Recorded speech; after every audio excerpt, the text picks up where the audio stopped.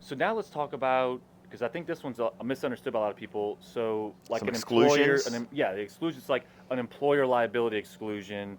Yeah. And so can you talk about, because we're starting to see this situation a lot Mm-hmm. more where it's in the policies, it's, employers, and so you think like, oh, well, we have workers' comp that has Mm-hmm. employers liability. If one of my guys gets hurt, that's primary. I mean, that's going to pay. We're done. Yeah.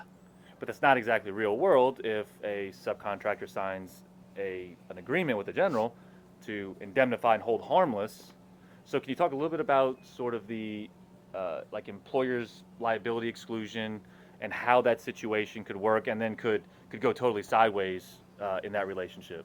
Yeah, so what you're referring to is called an action over exclusion, right? Well, let's just give this scenario, right?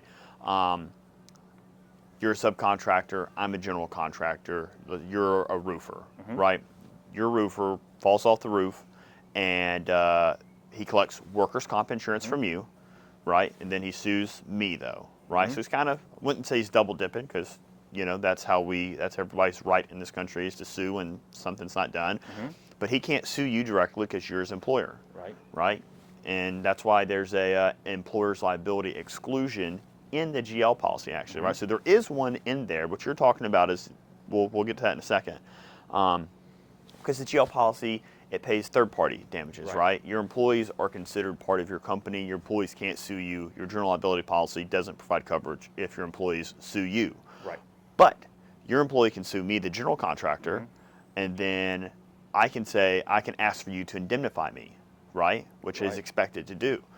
So you need to make sure that you can indemnify, so in that case, you would be in a lawsuit where you are defending a lawsuit against your employee, right? Because Hmm. you're just indemnifying me, Correct. right? So A third party. you're picking up the lawsuit where I'm getting sued by you, and so that's kind of the third party damages there, how that picks up.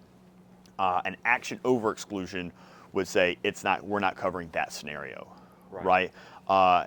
If you see another endorsement on a policy in an endorsement forms, not in your general liability policy Hmm. form, but then you'll have endorsements on there. Hmm. If you see an endorsement that says employer's liability endorsement, it's probably an action over exclusion, Right. excluding this scenario that we're talking about Hmm. right now, right? Now, let's say you use 1099s Hmm. and you don't use W-2 employees. Hmm. Well, then if you have a bodily injury to contractor, Hmm. to subcontractor, where those 1099s would be considered uninsured subs, Right.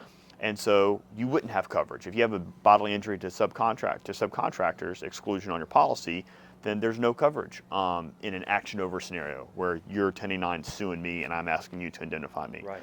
right? So that's why you want to make sure you don't have those, exclusion for uninsured subs, which you see that a lot. That's going to be a sub warranty. Is what that form's probably going to be on the lookout for. Kyle will look for all this stuff and knows what to look for. But you just want to make sure that you don't have an Yeah. action over exclusion. It can kind of manifest itself in several different ways, right?